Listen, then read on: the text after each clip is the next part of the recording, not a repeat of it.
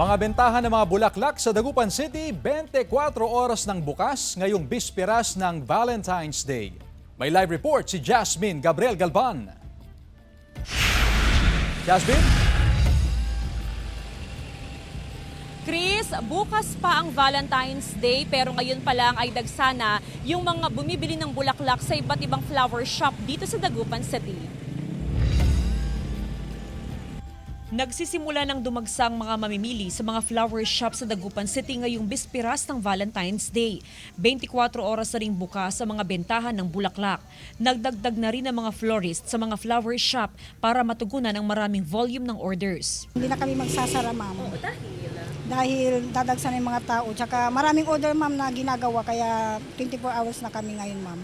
Ito, ini-start na namin gawin yung mga pang-order para ngayong araw. 10 piso hanggang 15 piso kada bundle ang itinaas sa presyo ngayong araw. Pero giit ng mga negosyante na posibleng wala nang maging pagbabago sa presyo ng bulaklak bukas sa mismong araw ng mga puso.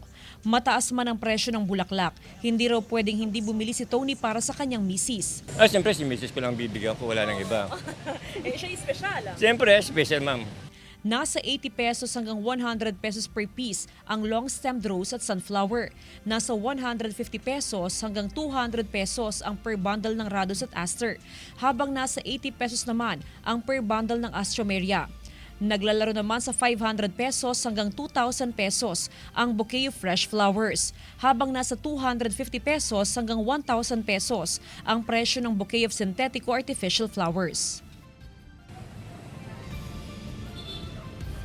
Chris, bukod sa mga fresh flower at maging doon sa mga artificial o yung synthetic na bulaklak, ay napakarami pang choices na pwedeng pagpili ang iregalo sa mga minamahal sa buhay ngayong Valentine's Day. Kabilang dyan syempre, yung stuffed toy bouquet na nasa 800 hanggang 1,000 pesos. Ang Valentine's foil balloon na nasa 25 hanggang 50 pesos. Ang chocolate bouquet na nasa 750 hanggang 2,000 pesos. Ganun din ang bouquet balloons na nasa 300 hanggang 500 pesos. So napakaraming pwedeng pagpilian ng ating mga kababayan para maibigay sa kanilang mga minamahal sa buhay. Pero ang madalas nga nating sabihin, Chris, sa ating mga kapuso na hindi nakadepende sa presyo o sa value ng kanilang ireregalo, yung happiness na mararamdaman ng mga taong makaka-receive ng regalo. Ang sabi nga natin, talagang ito yung dahil sa effort o yung action na ginawa ng mahal mo. Ay napakalaking bagay na yun, Chris, na mararamdaman ng taong makakatanggap ng regalo. At kung wala mang pambili ng regalo,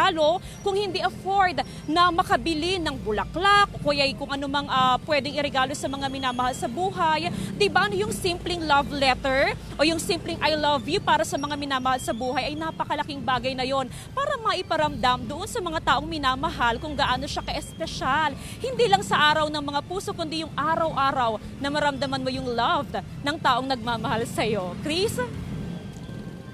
Maraming salamat, Jasmine Gabriel Galban.